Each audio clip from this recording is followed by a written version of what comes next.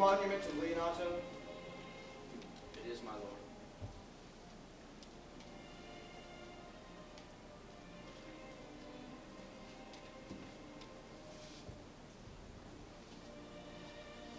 Done to death by slanderous tongues is the hero that here lies.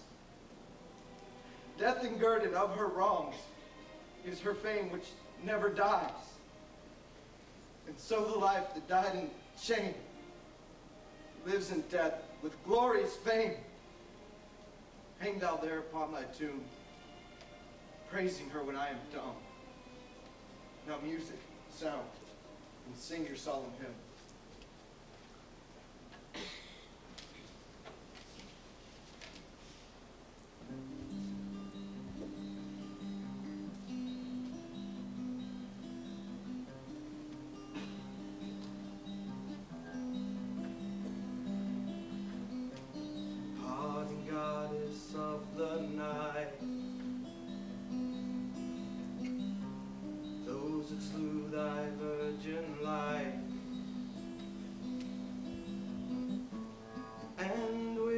Songs of woe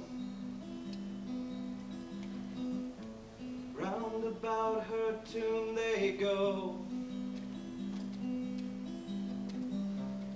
Midnight assist our moan. Help us to sigh and groan.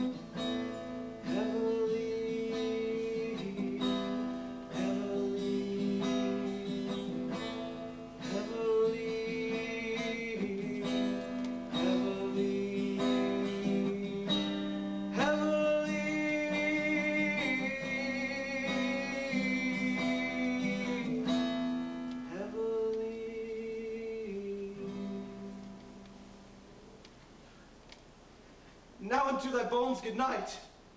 Yearly will I do this right. Good morrow, masters.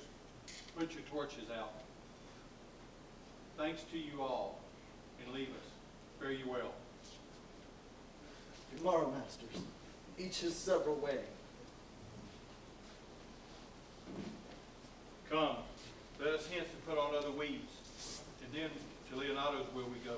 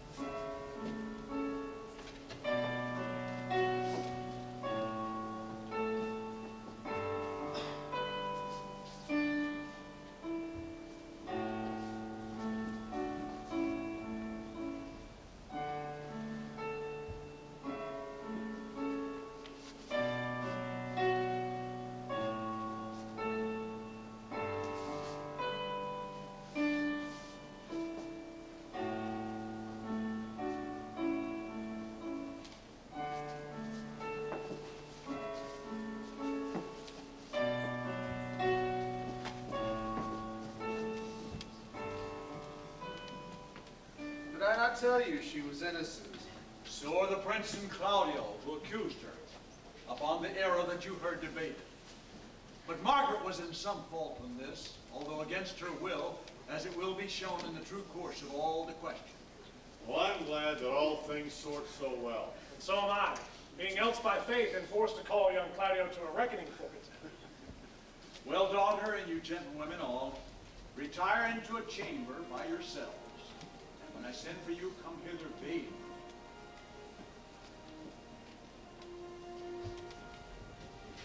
The Prince and Claudio have promised by this hour to visit me. You know your office, brother.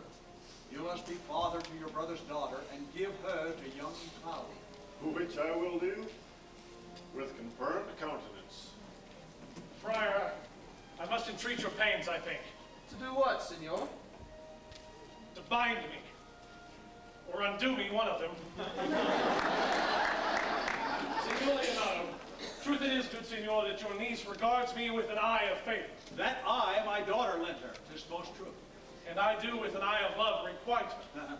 The sight whereof I think you got from me, from Claudio, and the prince. But what's your will?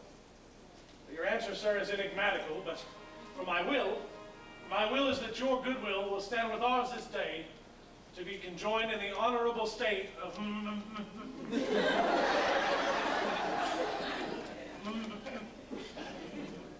marriage, which I should desire your help, friar. My heart is with your liking. And with my help. Ah, here come the Prince and Claudio. Tomorrow to this fair assembly. Tomorrow, Prince, tomorrow, Claudio, are you yet determined today to marry with my brother's daughter? I would hold my mind were she in our part. Call her forth, brother. Here's the friar ready. Why, Senor Benedick, what's the matter that you have such a February face, so full of frost, of storm, and cloudiness? I think he thinks upon the savage bull. Tush, fear not, man. Look at thy horns with gold, and all Europa shall rejoice at thee. As once Europa did a lusty Jove when he played the noble beast in love. Bull Jove, sir, had an amiable love, and some such strange bull leaped your father's cow and got a calf in that same noble feat, much like to you, for you have just his bleat. For this I owe you, for here comes other reckonings. Which is the lady I must seize upon? This same is she, and I do give you her. Well, then she's mine. Sweet, let me see your face.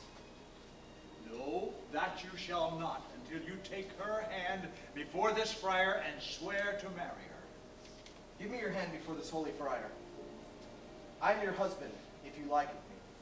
When I lived, I was your other wife. And when you loved, you were my other husband. Another hero! Nothing certain. One hero died defiled, but as I do live, I am a maid. The former hero that is dead. She died, my lord, but whiles her slander lived. All this amazement can I qualify. When after the holy rites are ended, I will tell you largely of fair hero's death. Meantime, let wonder seem familiar, and let us presently to the chapel. Soft and fair, friar. Which is Beatrice?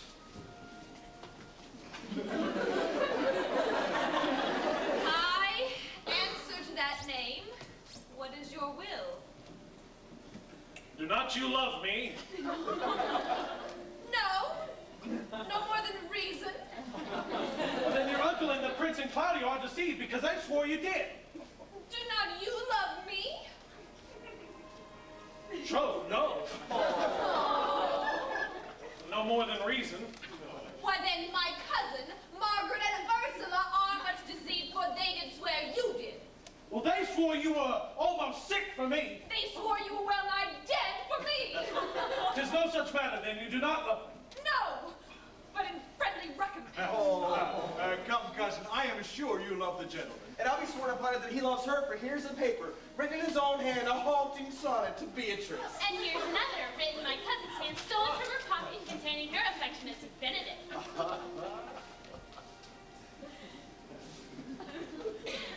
Miracle. It's our own hands against our hearts. Come, I will have thee.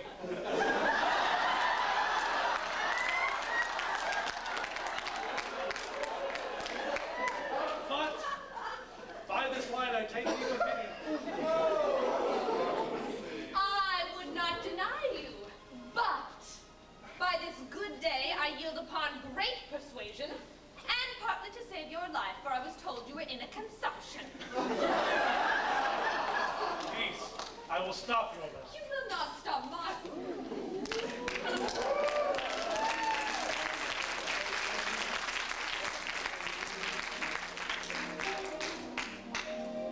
Tell me that you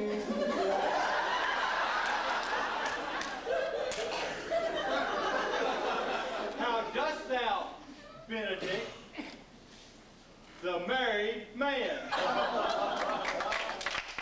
I'll tell you what, Prince. A college of wit crackers could not flout me out of my humor. Dost thou think I care for a satire or an epigram? No. If a man will be beaten with brains, I shall wear nothing handsome about it. In brief, since I do purpose to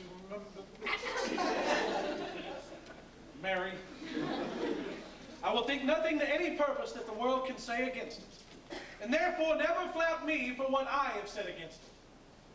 For man is a giddy thing, and this is my conclusion.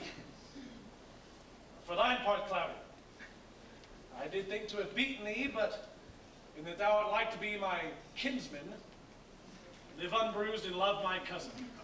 I had well hoped thou wouldst have denied Beatrice, so that I could have cudgeled thee out of a single life to make thee a double dealer, which out of question thou wilt be if my cousin do not look exceedingly narrowly to thee. Come, come, we are friends.